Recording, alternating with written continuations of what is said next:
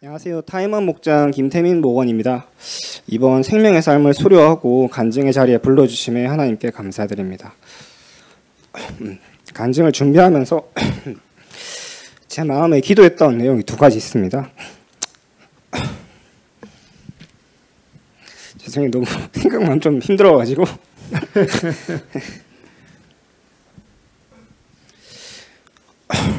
간증을 준비하면서 하나는 어떻게 간증을 통해서 나를 낮추고 하나님의 일하심을 잘 드러낼 수 있을지 알려달라는 것, 그리고 두 번째는 간증하는 동안 내 감정이 너무 힘들어서 잘 전달되지 않도록 마음을 지켜달라는 것이었습니다.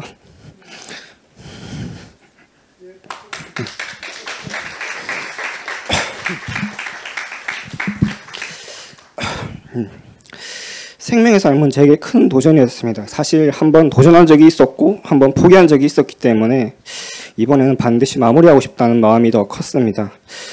그래서 이번 생명의 삶을 수료한 것은 저에게 매우 큰 의미로 다가오는 것 같습니다.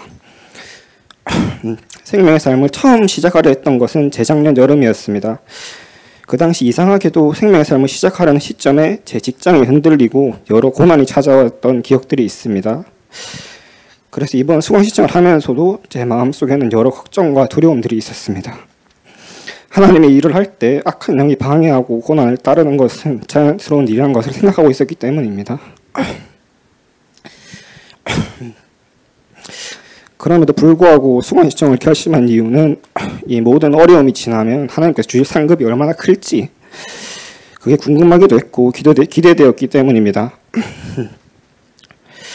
결심을 하고 삼공부를 시작했지만 마냥 쉽지만은 않았습니다. 인천에서 건설 일을 하면서 하루 쉬는 날 저녁에는 부산에 내려와 예배드리고 삼공부를 진행한 후 잠시 쉬었다가 다시 저녁 비행기로 타고 돌아가 새벽에 출근하는 체력적인 부담이 있었고 새로운 직장에 적응하지 못한 상황에서 오는 정신적인 어려움도 있었습니다.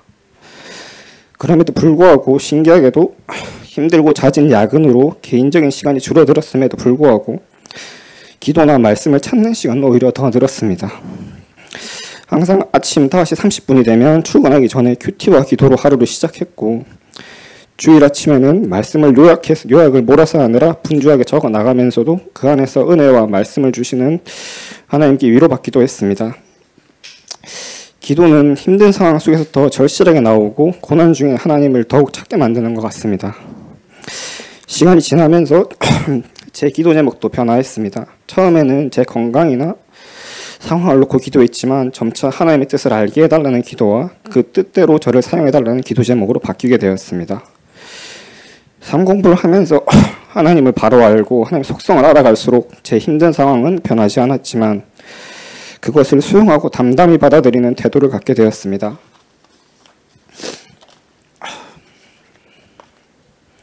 힘들지 않은 날은 없었습니다. 어떤 날은 너무 힘들어서 그저 울고 싶기만 한 날도 있었습니다.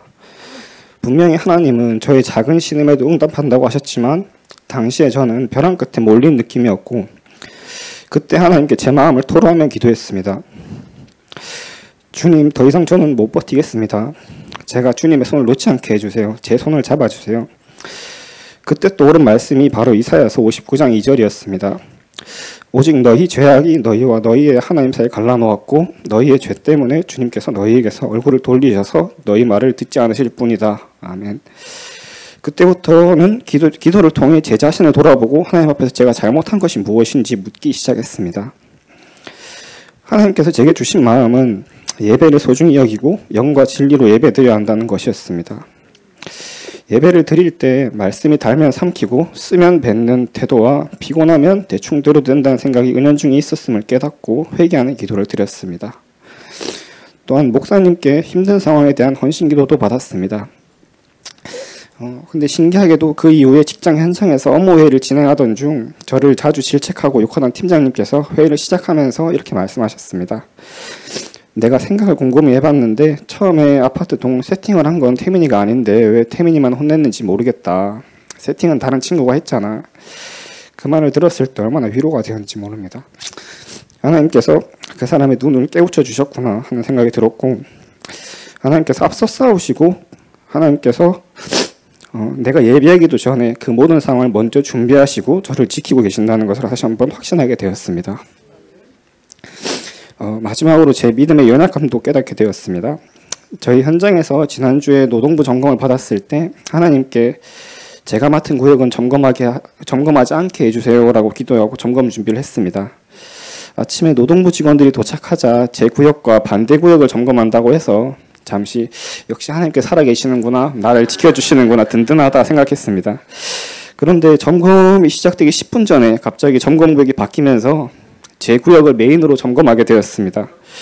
그때 제 마음은 하나님께 이게 무슨 일인가요, 하나님? 이렇게 뒤통수를 치면 전 어떡합니까? 하고 따지듯이 묻게 되었습니다. 그럼에도 점검은 무사히 잘 마쳤고 큰 문제 없이 끝났습니다. 하지만 여전히 제 믿음이 이런 상황에 좌우된다는 사실을 깨닫고 하나님께 더 낮아지며 회개하고 신실한 종이 되게 해달라고 기도드리게 되었습니다. 믿음의 생활은 불길 속으로 걸어 들어가는 것과 같습니다.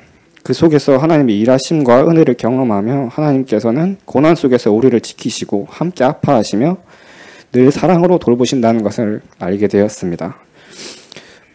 부족한 간증 들어주셔서 감사하고 삶 공부 중에 늘 좋은 말씀 주시고 졸면서 들어도 군소리 한마디 없이 힘이 되어주신 목사님과 일기처럼 목장 단톡에 큐티 내용이나 그냥 OQ1이라고 올리는데도 그렇게 항상 반응해 주셔서 제가 큐티를 계속 할 수 있도록 우리 응원해 주신 목장 식구들, 그리고 직장 생활로 잘 챙기지 못한 아내를 정성껏 보살펴 주신 전진근 장로님, 김말숙 권사님 두 장인 장모님, 그리고 무엇보다 저를 이 자리까지 이끌어 주시고 앞으로도 함께 해 주실 하나님께 감사드립니다. 하늘의 복 많이 받으세요.